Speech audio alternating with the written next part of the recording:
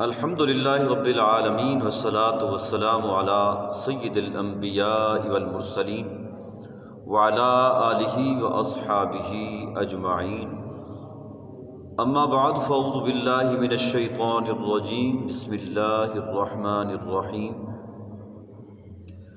قال اللہ تعالی فی الکلام المجید والفرقان الحمید، قل هو اللہ احد اللہ الصمد لم یلد ولم یولد ولم یکن له کفوا احد۔ وقال اللہ تعالی فی الکلام وقالت الجہود عزیر ابن اللہ وقالت النصارى المسیح ابن اللہ، صدق اللہ العظیم وصدق رسولہ النبی الکریم الامین۔ آج 25 دسمبر 2023 ہے۔ جیسا کہ دنیا جانتی ہے، آج کے روز عیسائی کرسمس مناتے ہیں، اور اس موقع پر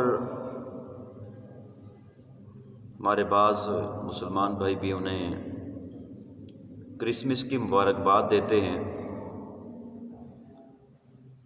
تو اس سلسلے میں قرآن کیا کہتا ہے، حضور صلی اللہ علیہ وآلہ وسلم کا فرمان کیا ہے، اور نصارہ کا حضرت عیسیٰ علیہ السلام کے متعلق کیا نظریہ ہے۔ یاد رکھیے گا، سب سے پہلے اسلام کے نظریات میں جو سب سے زیادہ اہمیت کا حامل نظریہ ہے اور عقیدہ ہے، وہ عقیدہ توحید ہے، اور عقیدہ توحید کے اندر کسی قسم کی لچک کا مظاہرہ نہیں کیا جائے گا، اور نہ ہی کسی قسم کی کمزوری دکھائی جائے گی۔ اللہ خلاق کائنات نے ارشاد فرمایا، قل هو اللہ احد، کہ اے محبوب صلی اللہ علیہ وآلہ وسلم فرما دیجئے کہ اللہ ایک ہے، لم یلد، نہ اس کی کوئی اولاد، ولم یولد، نہ وہ کسی سے پیدا ہوا، ولم یکن لہ کفوا احد، اور نہ اس کے جوڑ کا کوئی۔ یہ سورۃ الاخلاص، اس کے اندر اللہ خلاق کائنات نے واضح فرما دیا کہ نہ میں کسی کی اولاد ہوں اور نہ مجھ سے کوئی اولاد ہے۔ آج کل ایک دھوکہ دیا جاتا ہے کہ عیسائیوں کا یہ کہنا نہیں ہے کہ ان کے ہاں بیٹا پیدا ہوا، جبکہ وہ حضرت عیسیٰ علیہ السلام کی تو صرف ولادت کی خوشی منا رہے ہیں۔ تو یہ کیسے ہو سکتا ہے کہ وہ حضرت عیسیٰ علیہ السلام کا بیٹا، عیسیٰ علیہ السلام کو حضرت عیسیٰ علیہ السلام کو اللہ تعالیٰ کا بیٹا مانتے ہوں؟ یہ کیسے ہو سکتا ہے؟ اور خود ایک دوست نے مجھے پوسٹ سینڈ کی، اور اس کے اندر ایک بات لکھی ہوئی تھی کہ جب کہ ان کا یہ نظریہ نہیں ہے، وہ تو صرف ان کی ولادت کی خوشی مناتے ہیں، یہ ہے وہ ہے، اور بھی بہت ساری چکنی چپڑی باتیں کی ہوئی تھیں اس کے اندر۔ تو یاد رکھیے گا، سب سے پہلے اللہ کا کلام ہے۔ اللہ کے کلام میں ایک مقام پر ارشاد فرمایا گیا، وقالت الجہود عزیر ابن اللہ، حضرت عزیر علیہ السلام کے بارے میں یہودیوں نے یہ کہا تھا کہ حضرت عزیر اللہ کے بیٹے ہیں۔ وقالت النصارى المسیح ابن اللہ، اور نصارہ نے حضرت عیسیٰ علیہ السلام کے بارے میں یہ کہا کہ حضرت عیسیٰ علیہ السلام اللہ تعالیٰ کے بیٹے ہیں۔ اللہ تعالیٰ نے ارشاد فرمایا، ذالک قولہم بافواہہم، یہ ان کے منہ کی باتیں ہیں۔ تو اللہ تبارک و تعالیٰ نے رد فرما دیا ہے اس بات کا کہ حضرت عزیر یا حضرت عیسیٰ علیہ السلام میں سے کوئی اللہ کا بیٹا ہے۔ تو یاد رکھیے گا، سب سے پہلے نص قطعی ہوتی ہے، اور مسلمان وہ ہوتا ہے جو قرآن کی ایک ایک آیت پر، ایک ایک لفظ پر یقین رکھتا ہے۔ کسی دھوکے میں نہ آئیں۔ اللہ تبارک و تعالیٰ ایک ہے، اس کا کوئی شریک نہیں ہے، اور جس نے عقیدہ توحید پر کوئی سمجھوتا کر لیا، اس کا ایمان ہی ختم ہو گیا۔ باقی سارے عقائد کو مانتا رہے، کرتا رہے، اور عقیدہ توحید کو اس نے نہ مانا یا اس سے پھسل گیا تو اس کا سب کچھ برباد ہو گیا۔ جب اللہ کا قرآن یہ کہہ رہا ہے کہ عیسائی یہ کہتے ہیں کہ اللہ کے ہاں بیٹا پیدا ہوا، تو ان کے انکار کرنے سے کیا ہوگا؟ جو انکار کرے گا نعوذ باللہ پھر تو ایسے ہو گیا جیسے اس نے اللہ کے قرآن کو جھٹلا دیا ہے، جبکہ اللہ کا قرآن کہہ رہا ہے کہ عیسائیوں کا یہ عقیدہ ہے، اور عیسائی کا نہیں، ہمارا عقیدہ نہیں ہے۔ تو آپ قرآن کی مانیں گے یا عیسائیوں کی مانیں گے؟ قرآن کی مانیں گے نا۔ جب قرآن کی ماننی ہے تو پھر ان کی اس رسم کے اندر شامل ہونا کہ نہیں جی ہم تو جا رہے ہیں کرسمس کی مبارکباد دینے، پہلے دیکھو صحیح ان کا عقیدہ کیا ہے اس سلسلے کے اندر۔ اور بھی بہت سارے مقامات ہیں جہاں نصارہ حضرت عیسیٰ علیہ السلام کے بارے میں نظریات کچھ رکھتے ہیں اور اللہ کا قرآن کچھ کہتا ہے۔ اس لیے مسلمانوں سے یہ اپیل ہے کہ آپ ان کے رسم و رواج کے اندر شامل نہ ہوں، ان کے رسم و رواج میں شامل نہ ہوں۔ مسلمان کے لیے سب سے قیمتی متاع اس کا ایمان ہے۔ جب ایمان ہی ہاتھ سے چلا جائے دنیا کو کیا کریں گے؟ اور زندگی کا پتہ نہیں ہے، کس لمحے سانسوں کی مالا ٹوٹ جائے اور ہم اللہ نہ کرے کفر لے کر قبر کی گود میں جا سوئیں۔ اور اس وقت صورتحال بڑی ہی نازک ہے۔ یونیورسٹیز کے اندر ایک فتنہ پھیل رہا ہے ملحدوں کی طرف سے کہ نعوذ باللہ اللہ نہیں ہے، یہ کائنات خود بخود بنی ہے۔ یہ ایک الگ سے ایک ٹاپک ہے، انشاءاللہ اس پر بھی گفتگو کی جائے گی۔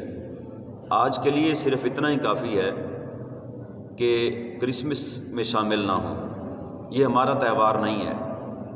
اور افسوس کا مقام یہ ہے وہ حضرات جو عید میلاد النبی صلی اللہ علیہ وآلہ وسلم کو بدعت کہتے ہیں اور اس کو نعوذ باللہ من ذالک عیسائیوں کی عید سے تشبیہ دیتے ہیں، ان کے مسلک سے تعلق رکھنے والے لوگ بھی چرچ کے اندر گئے ہوئے ہیں اور وہ بھی جا کر جو ہے ان کے ساتھ کرسمس منا رہے ہیں۔ تو علامہ اقبال رحمۃ اللہ تعالیٰ علیہ فرماتے ہیں کہ یہی درس دیتا ہے ہمیں ہر شام کا سورج، مغرب کی طرف جاؤ گے تو ڈوب جاؤ گے۔